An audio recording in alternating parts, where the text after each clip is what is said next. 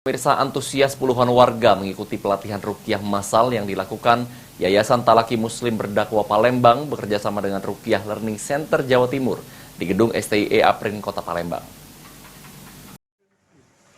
Yang terhormat kepada Ustadz Budiman Eskom.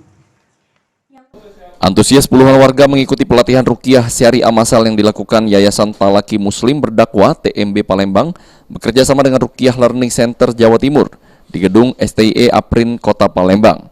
Kegiatan yang dilakukan pada hari Sabtu dan Minggu tersebut berjalan sukses.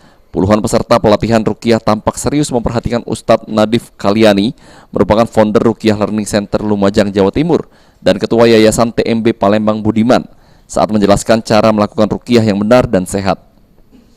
Salah seorang peserta, Samsur Yadi, mengaku melalui pelatihan ini dirinya dapat mengenal metode ruqyah syariah sebagaimana yang dijalankan sesuai sunan Nabi Muhammad SAW.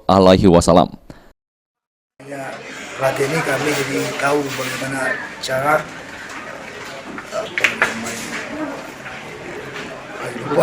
ruqyah. Nah, cara ruqyah syariah. Cara ruqyah syariah.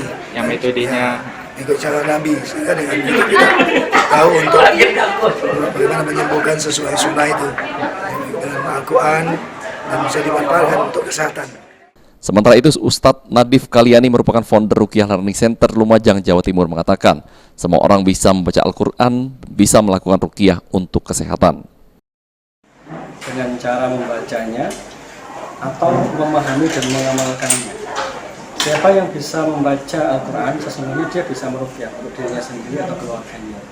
Siapa yang bisa memahami Al-Quran dengan bimbingan orang-orang yang paham agama, maka insya Allah dia juga bisa menemukan kesembuhan. Tetapi Al-Quran ini sebenarnya bukan hanya untuk kesembuhan saja, tapi untuk memandu kehidupan kita.